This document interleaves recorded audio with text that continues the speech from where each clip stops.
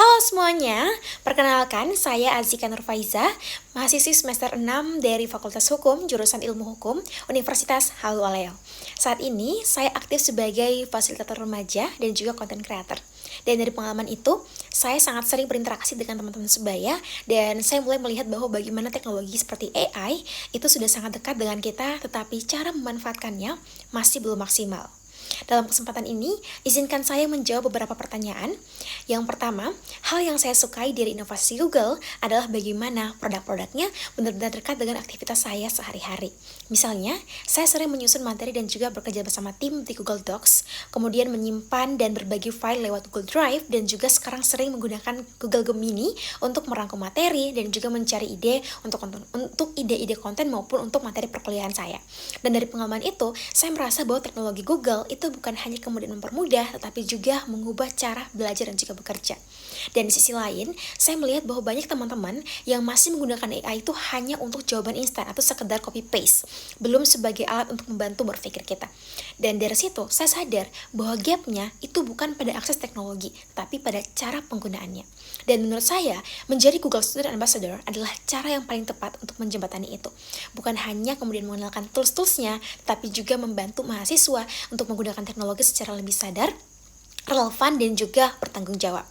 Kemudian yang kedua, kalau saya mendapatkan kesempatan untuk membuat acara Teach and Chill, saya akan membuat sesi sederhana bernama AI Hack My Study, di mana peserta itu diminta membawa satu tugas atau masalah yang selama ini mereka hadapi, masalah belajar yang selama ini mereka hadapi, lalu dalam 20-30 menit kita akan mengeksplor bersama bagaimana AI seperti Google Gemini itu bisa membantu, mulai dari brainstorming, merangkum, sampai pada menyusun ide. Dan hasilnya kemudian akan dituliskan dan dikembangkan bersama kelompok tersebut di Google Docs secara kolaboratif.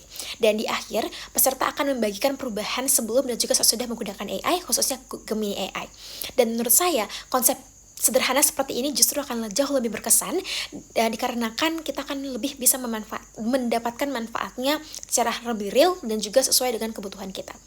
Lalu yang ketiga, salah satu pengalaman saya yang cukup out of the box itu adalah pada saat saya menjadi fasilitator dalam kegiatan remaja, di mana peserta itu awalnya terlihat pasif dan juga kurang terlibat. Saat itu saya berpikir bagaimana cara membuat mereka lebih tertarik, dan saya mencoba brainstorming menggunakan Google Gemini untuk mencari pendekatan yang cocok untuk remaja, seperti ide ice breaking atau cara membuka diskusi yang jauh lebih santai dan lebih seru. Dari situ, saya tidak langsung kemudian menyalin atau copy-paste, tapi menyesuaikan dengan kondisi peserta saya saat itu. Saya kemudian mengubah pendekatan dengan memulai dari pengalaman mereka dulu, bukan langsung pada materinya, sehingga membuat suasana itu jauh lebih interaktif dan lebih menyenangkan. Dan dari situ saya belajar bahwa masalahnya ternyata bukan pada materinya, tapi pada cara penyampaiannya. Dan peran saya bukan hanya sekedar menyampaikan materi, tetapi juga memastikan bahwa pesan-pesan tersebut dapat tersampaikan dengan baik. Setelah itu, alhamdulillahnya, peserta jauh lebih aktif dan juga berani untuk terlibat dalam diskusi. Lalu yang keempat, kalau saya terpilih sebagai Google Student Ambassador, dalam 3 bulan pertama, saya ingin fokus pada satu hal yang sederhana tetapi konsisten, yaitu membangun kebiasaan menggunakan teknologi yang lebih sadar di kalangan mahasiswa atau generasi muda.